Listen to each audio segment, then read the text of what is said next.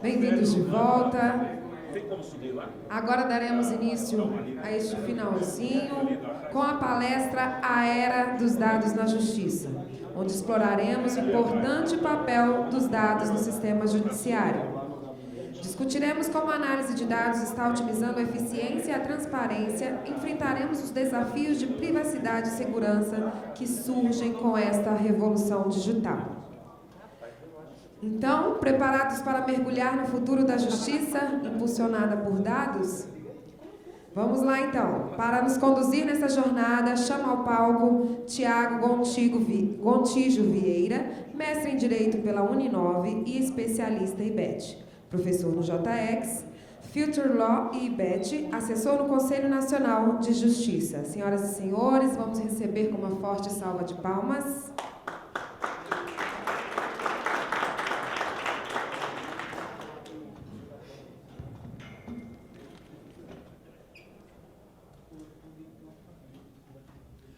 Boa tarde a todos. Gostaria de, inicialmente, parabenizar cada um dos senhores e senhoras que estão aqui, vindo de diversas regiões do país, de todo o país, para prestigiar mais um evento da Justiça Federal na promoção de inovação no Poder Judiciário. Também agradecer ao Piccoli, em nome do Piccoli e ao JX pelo convite, e também à Justiça Federal pela validação do tema da palestra e também do meu próprio nome, pela oportunidade de debater, de conversar com vocês sobre um tema que se mostrou durante todas as palestras praticamente muito relevante, que é a era dos dados na justiça. Eu acompanhei diversas palestras, falamos de processo eletrônico, de inteligência artificial, de robotização, de automatização.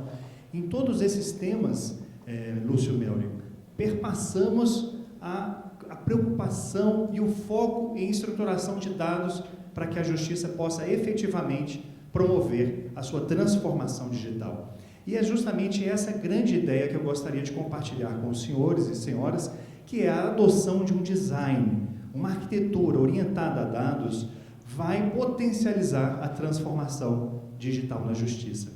Então, dizemos potencializar na medida em que muito já foi feito e muito está se desenvolvendo a partir da estrutura de dados que nós temos hoje. Como que nós podemos avançar ainda mais?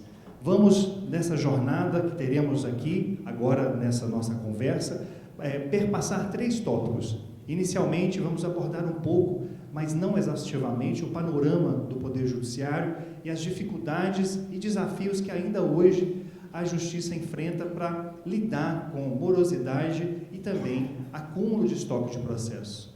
No segundo momento, iremos abordar aqui já especificamente o design orientado a dados. E quando falamos em design, estamos dizendo sobre uma arquitetura de informação. Estamos conversando sobre uma estrutura de gestão de informação que vai contribuir para a adoção de novas tecnologias de maneira ainda mais eficiente. E, por fim, abordar o conceito de Open Justice, de justiça aberta, como uma grande oportunidade para que a justiça possa abrir os seus dados e receber insights de empresas e outras instituições públicas e privadas nesse processo de desenvolvimento. Avançamos em nossa jornada, temos uma constatação pelos números do CNJ de que hoje nós estamos vivenciando um recorde de acúmulo de processos. Chegamos ao patamar de 82 milhões e 700 mil processos acumulados e, como podem observar, nós tivemos, a despeito de todos os avanços, as tecnologias e as inovações dos últimos anos, tivemos uma crescente de acúmulo desde o período da pandemia. Mas muito me intriga esta questão, porque os avanços são patentes, eles são claros, eles são notórios. E por que é que nós tivemos, apesar de tudo, esse acúmulo de novos processos? Para compreendermos melhor essa realidade, é preciso entender uma relação entre entradas e saídas, novos processos e processos baixados. Quando olhamos especificamente de 2016 a 2019, temos um gráfico mostrando um grande preenchimento em azul, o que demonstra que a Justiça baixou mais processos do que o seu recebimento. E esse fato contribuiu para evitar o aumento do estoque de processos, o aumento do acervo. O que acontece é que, no período da pandemia, nós tivemos a inversão dessa curva. Então, além de termos tido uma dificuldade de manter a produtividade de baixas em patamares de 30, 35 milhões de processos por ano, nós ainda tivemos um crescimento exponencial dos novos casos, o que representa um recorde, demonstrando que, em 2023, tivemos 35 milhões de novos ingressos. É o maior número de toda a história dos levantamentos do CNJ.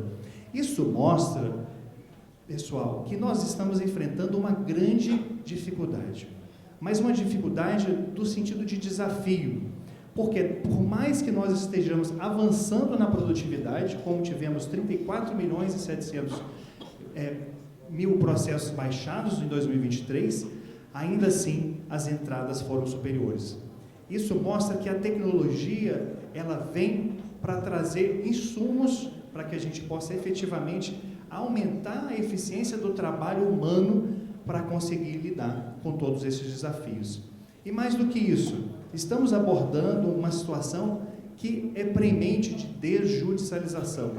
Não há mais espaço, considerando uma série de inovações que nós tivemos no âmbito extrajudicial e também de plataformas online de resolução de conflitos no âmbito empresarial, que tenhamos ainda hoje um ingresso de mais de 30 milhões de processos. Esse ponto também será abordado ao longo da nossa conversa. E qual é a repercussão de todo esse esforço hercúleo que o Poder Judiciário, os magistrados, os desembargadores e todos os servidores da Justiça estão fazendo? Que nós estamos, em uma média geral, num espaço de congestionamento. A cada 100 processos que entram, desde 2009 até este ano, nós temos um índice de congestionamento de mais de 70%. Ou seja, a cada 100 processos que entram na Justiça, apenas 30 nós vamos conseguir dar vazão naquele ano. Isso mostra o grande desafio que temos para estruturar ambientes de dados que possam ser potenciais soluções de aplicação de outras tecnologias. E vejam que as dificuldades e os desafios enfrentados pela Justiça Federal são ainda maiores. Nós temos neste gráfico demonstrando que a Justiça Federal ela tem o maior índice de congestionamento de toda a Justiça. Isso demonstra que os senhores e senhoras que estão aqui nesta sala trabalham exaustivamente para lidar com o ingresso de novos processos. E esses números, eles ficam ainda mais patentes quando analisamos a carga de trabalho dos magistrados. Trabalha-se muito na Justiça como uma média geral. Ao se analisar todas as análises de processos baixados, também processos que foram analisados como incidentes durante o ano, inclusive a execução, nós temos 120 milhões de análises em um ano, para 18 mil magistrados. O resultado é que nós temos uma sobrecarga de trabalho anual de 6.700 processos. O juiz, e quando eu digo juiz, estamos falando sobre o gabinete, sobre a estrutura daquela vara, daquela unidade de trabalho. É natural que nós tivemos evoluções, diversos tribunais conseguiram reduzir essa carga de trabalho, especialmente por uso de novas tecnologias. De todo modo, eu passo para vocês agora um dado que é assustador. Porque quando olhamos o recorte da Justiça Federal, nós temos um percentual 35% superior à média geral nacional. Mostra que a Justiça do Trabalho está sofrendo e recebendo a sobrecarga excessiva de trabalho. E não apenas no Brasil, é a maior carga de trabalho do mundo. Dados do CNJ de direito comparado analisaram especialmente o ambiente europeu e demonstram que esse resultado ele supera e muito o segundo colocado, que é a Dinamarca. Nesse ponto, nós temos um efeito natural, considerando sobrecarga de trabalho, acúmulo de processos e o aumento dos novos ingressos, que o tempo de tramitação também acaba recebendo e sofrendo dificuldades. Uma média geral de 52 meses, o que equivale a 4 anos e 4 meses, considerando os processos que estão hoje em tramitação, pendentes de decisão. Naturalmente que nós tivemos uma evolução grande em relação aos últimos 5 anos. Por exemplo, este mesmo tempo, há 5 anos, ele era praticamente o dobro, passava de 7 anos. Houve avanços, naturalmente. Agora é um momento de conectarmos as novas tecnologias que estão sendo abordadas, que foram trabalhadas nesse evento, com uma arquitetura de dados, para que a gente possa efetivamente lidar de maneira automatizada, inteligente e por meio de cruzamento de dados com esse volume excessivo de trabalho. É aqui que entra a nossa segunda fase da nossa conversa, que é o design orientado por dados. Temos um grande jurista alemão que abordou e sistematizou o direito digital na Europa. É o responsável pelos processos de transformação digital, que é o Wolfgang Hofmann-Riem. Ele diz, de maneira direta, que dados são sinais, símbolos de mensagens que podem ser formalizados, reproduzidos e transportados com a ajuda da tecnologia. Percebam que aqui temos um conceito, Lúcio Mello, de um registro intencional sobre a qualidade de algo. E o professor, que foi jurista do Tribunal Constitucional Alemão, ele diz que os dados não possuem um significado por si, eles precisam de uma interpretação, eles portam uma informação que vai ser transmitida num processo de comunicação, em que nós temos um remetente, um destinatário, e o objeto é o dado que está sendo transmitido. Percebam que, quando falamos de dado, em um senso comum, atribuímos ao conceito dado, lá do senso, inclusive a visão de um documento PDF. Agora eu já trago essa reflexão para os senhores e senhoras. Quem aqui na sala compreende que um documento PDF representa uma estrutura organizada em dados? Gostaria de ouvir a opinião dos senhores, se manifestando pelas mãos. Perfeito. E quem considera que um documento PDF não representa uma estrutura em dados? Temos muitos indecisos, porque alguns responderam a primeira e outros a segunda, e muitos indecisos. Ótimo, esse é o ponto que estamos aqui para conversar. Dado, na visão técnica, científica, a partir de manuais internacionais, como falamos da Information in the Digital Age, temos o dado como um registro, um ato intencional de registrar um atributo, uma qualidade de um ente, de um objeto ou de um fenômeno.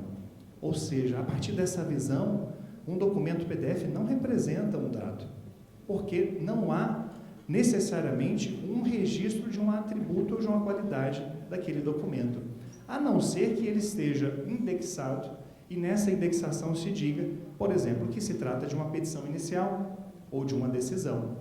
Essa informação, petição inicial, decisão, sim representa um dado sobre o documento, nada além disso. Porque todos os conteúdos, as informações que estão dentro daquele documento, qualquer que ele seja, eles estão escondidos em formato textual. Assim como tínhamos os processos físicos. Concordam que nós temos que ler o documento para extrair dele informações relevantes? Assim como nos processos físicos. Percebam que nós temos aqui uma oportunidade de pensar em arquiteturas de dados para conteúdos no interior dos documentos. E para isso é preciso que nós tenhamos um registro, que é um ato de gravar esses caracteres ou símbolos. E, ao final, efetivamente implementar uma gestão de dados que vai olhar, analisar, identificar, registrar e produzir toda essa gestão da informação. Avançando, temos uma visão sobre a pirâmide da produção do conhecimento, dizendo que começamos na base com dados e metadados, avançamos para uma interpretação desse conjunto de dados e tendo aí informações contextualizadas, que quando utilizadas de maneira intencional para gerar estratégias, representam conhecimentos. E aqui trago apenas uma informação, uma reflexão sobre a distinção entre dado e metadado.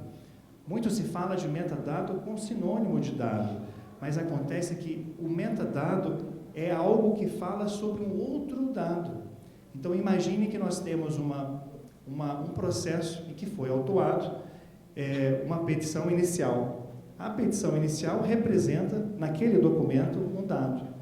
E as informações que dizem sobre aquele registro são os metadados. Qual foi a data do protocolo? Quem foi o sujeito responsável por apresentar aquele dado? Então, seriam metadados falando sobre aquela informação. Neste ponto, é importante, então, pensarmos que, mais do que o dado, nós precisamos de informação. E essas informações dependem do contexto em que é aplicado. Aqui, na Justiça Federal, nós temos um grande litigante, o INSS. Percebam, o dado INSS descontextualizado, ele é simplesmente um dado que não traz nenhuma informação relevante. Mas quando eu contextualizo o dado INSS com o dado polo ativo, com o dado relacionado ao assunto e também o polo ativo indicando um sujeito particular, eu já tenho condições de produzir conhecimento e de gerar estratégias que vão auxiliar, inclusive, na decisão de processos semelhantes por uma análise em bloco. Percebam que exige-se a cultura de gestão em dados, ela exige uma estratégia, mais do que o simples registro, mas uma estratégia efetiva para que a gente possa avançar. E aqui trago uma fala de um dos grandes pais da apresentação de dados em BIs inteligentes, intuitivos e interativos, que é o Hans Rosling, falecido, que apresentou e ficou reconhecido no mundo todo por trazer dados de saúde extremamente complexos, difíceis de compreender, em ambientes fáceis de serem compreendidos, fáceis de serem lidos. E ele diz, você tem que mostrar os dados e descrever a realidade por trás deles. Não basta apenas ter estes dados registrados. E as nossas concepções sobre o ambiente que nós estamos analisando, elas podem estar equivocadas. E nós só temos condições de superar esses equívocos por meio de uma maneira de pensar que seja simples e que traga utilidade para os gestores daquele ambiente, no nosso caso, o Poder Judiciário. Como é, então, que nós podemos utilizar o processo eletrônico para transformar esse ambiente que avançou significativamente desde 2006, com a criação da Lei do Processo Eletrônico, até hoje, como podemos utilizar todos os avanços do processo eletrônico, qualquer que seja o sistema utilizado, para transformar este ambiente, que já é eletrônico, em um ambiente digital. Temos que refletir sobre um grande gargalo que existe, que é a estrutura fragmentada de ambientes de bases de dados, ambientes de tramitação. Percebam, certa vez, conversando em projetos que nós estávamos desenvolvendo no Supremo Tribunal Federal, especificamente o MJE, acredito que alguns dos senhores tenham conhecido, que é a ideia de se desenvolver um módulo que iria auxiliar, por meio de dados, as vice-presidências dos tribunais para realizar um juízo de admissibilidade. Mais do que produzir textos, a grande ideia era trazer um ambiente automatizado em que o usuário do tribunal e também do Supremo preencheria os dados relacionados aos óbices dos processos que estão sendo analisados, ou mesmo de admissibilidade, e a partir disso se gera uma minuta automática de decisão. E nós percebemos em diálogos com os tribunais que muitas vezes a base de dados do juizado especial não conversa na primeira instância. Não há um padrão de dados semelhante. Então, mesmo com o modelo de interoperabilidade, quando esses processos são enviados, uma série de informações de dados relevantes que foram construídos pelas equipes jurídicas são perdidos. E isso também nós vemos, inclusive, no STJ. Percebam que no STJ, nem mesmo a indexação dos processos muitas vezes é recebida. A indexação das peças do PDF. E nesse ponto, o STJ ou o Supremo recebe um processo da origem, mas em razão de diferenças de bases de dados de informação, é preciso se refazer toda a indexação das próprias peças daquele PDF. Nesse ponto, nós precisamos pensar em como é que nós vamos superar esse ambiente de fragmentação para termos, de fato, dados sobre a qualidade dessas peças e esses dados serem comunicados de maneira automática e cumulativa. Percebam, esses autos são do Supremo Tribunal Federal e dizem respeito ao tema 390 da repercussão geral, que é relativo à prescrição tributária, que é um tema muito caro também à Justiça Federal. Neste caso, nós temos, à esquerda, a apresentação da indexação dos documentos e à direita, o próprio documento. Mas, para eu identificar os conteúdos que estão dentro deste documento, eu preciso ainda hoje de uma leitura manual, caso a caso. Não há dados estruturados sobre a legislação que foi citada nessa petição. Não há dados estruturados sobre a indexação que foi apresentada, muitas vezes nem mesmo pelo volume. Percebam, o volume número 0, ele contém uma centena de peças que, para conseguirmos localizar, nós temos que rolar e rolar esse documento, um por um. Nesse modo, nós não temos efetivamente dados estruturados em relação a esses processos.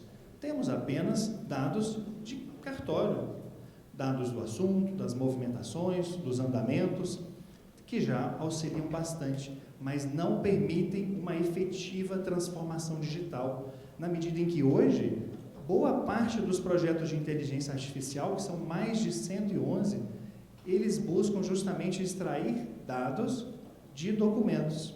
Percebam, na medida em que pensamos em uma arquitetura de dados efetivamente estruturada, podemos avançar para o uso de inteligência artificial para temas ainda mais sofisticados, como robotização, uso de inteligência artificial para geração de minutas automáticas, a partir dos dados e metadados relacionados ao conteúdo daqueles documentos e peças. Então, nós temos uma série de desafios em avanço, em continuidade a esse processo de evolução, que sai do físico, passa pela digitalização e na integração entre sistemas e documentos para chegarmos efetivamente em um ambiente digital que seja em nuvem. E aí já prestigio, inclusive, a fala de diversos palestrantes que incentivaram o uso da nuvem no ambiente do processo eletrônico. E eu gostaria de reforçar algo que peço que lembre. Quando estamos falando de um dataset local, não há um acesso dos demais tribunais, especialmente tribunais superiores, às informações que estão ali dentro, especialmente informações de conteúdo dos processos. Na medida em que nós temos um ambiente em nuvem que passa a ser um dataset nacional, nós permitimos e viabilizamos a gestão por tarefas. Não há necessidade de deslocamento do processo com tarefas sendo executadas simultaneamente. Então, essa é uma grande virtude de pensarmos, de fato, numa infraestrutura que vai viabilizar a gestão por tarefas. E aí que vem a grande solução que foi financiada e está sendo patrocinada pelo CNJ, que foi amplamente tratada nas palestras, desde a palestra inicial sobre o PDP, sobre o processo eletrônico, dos nossos magistrados aqui presentes. Temos a PDPJ como um ambiente já disponível em ampliação, que os seus serviços já estão sendo estruturados em microserviços, ou seja, não há mais a necessidade de se abandonar o seu ambiente de tramitação interno, seja ele o EPROC ou o PJE, seja qual for a modalidade, para migração ao ambiente unificado. Não, nós viabilizamos o uso de microserviços que vão sendo acoplados e conectados ao seu próprio ambiente, de modo a gerar dados efetivamente qualitativos para o uso de novas tecnologias que vão transformar o Poder Judiciário. Temos aqui a visão, então, chegando no terceiro e último tópico, de uma justiça digital aberta. E recomendo a leitura do livro de Ronaldo Lemos e Daniel Marques, que é o atual presidente da AB2L, que se chama Open Justice na era da hiperconectividade. Essa obra traz uma visão de que o acesso aberto aos dados da justiça, sejam os dados que nós já temos atuais, de cartório, movimentos, mas principalmente os dados ou mesmo os documentos internos dos processos, eles podem representar, a abertura desses dados vai representar uma grande oportunidade de transformação de todo o sistema de justiça, não apenas do Poder Judiciário. E aqui nós temos uma visão de inovação aberta.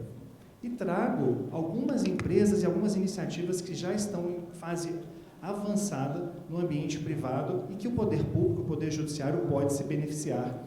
Temos a inovação aberta, já com uma série de instrumentos legais, a partir do marco legal das startups e da nova lei de licitações, que permite interações entre o Poder Judiciário e as empresas para o desenvolvimento de soluções. Ao invés de comprarmos algo já pronto, nós desenvolvemos junto com as empresas as soluções de maneira personalizada à nossa realidade. E temos aqui, apenas a título de exemplo, no âmbito da B2L, monitoramento e extração de dados públicos, uma série de empresas que são especializadas nesse tópico.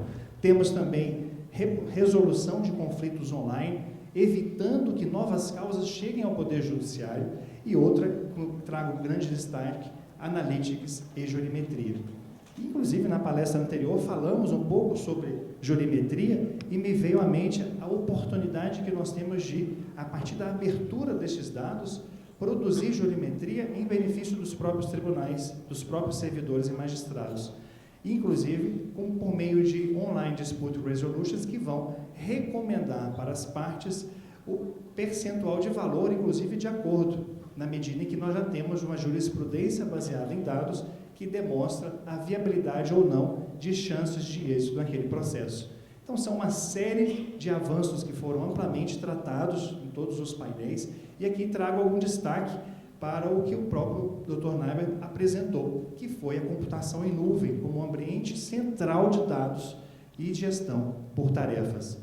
Temos também a automação robótica, que foi apresentada pelo Dr. Eduardo Picarelli como uma alternativa de custo reduzido em relação à própria inteligência artificial. Na medida que eu tenho dados de qualidade do processo, da legislação utilizada, dos pedidos, em relação às decisões, quais foram os fundamentos, e especificando a qualidade desses dados, nós podemos implementar ambientes que vão promover automações robóticas a baixo custo, sem a necessidade, inclusive, de uso de IA para gerenciar essas informações. E, por fim, a Maria Cancela trouxe a ideia de uma inteligência artificial que vai muito além de extrair dados de documentos PDF e passa a ser, de fato, uma contextualização, uma conjugação de dados para a promoção de ambientes automatizados e, finalizando, como o Dr. Caio Moisés apresentou, soluções que vão auxiliar agora, considerando todos os avanços que tivemos na parte cartorária, vão auxiliar o magistrado, vão auxiliar os servidores dos gabinetes para fins de produção de minutas com celeridade, segurança jurídica e evitando-se divergências. São uma série de inovações que nós temos oportunidade de trabalhar, e foi falado também no nosso painel sobre o processamento em dados para a gestão de precedentes. Eu acredito que esse é um grande tema. Mais do que para o Poder Judiciário, esse tema é relevante para o ambiente privado. Na medida em que as empresas e as pessoas tiverem conhecimento, advocacia dos precedentes por meio de uso de soluções de inteligência artificial e cotejo de dados, uma série de ações não vão nem chegar à justiça, na medida em que os temas já foram decididos no judiciário.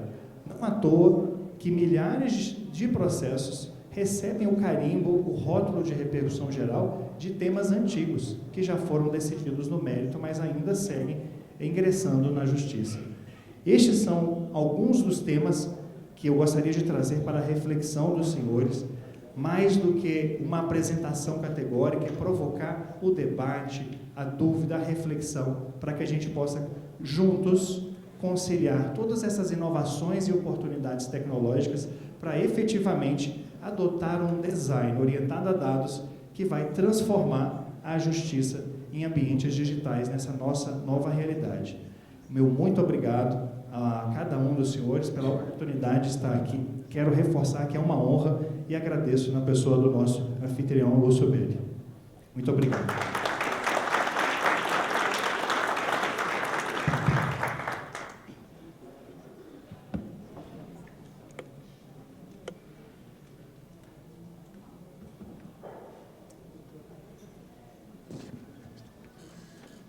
Muito obrigada, doutor Tiago.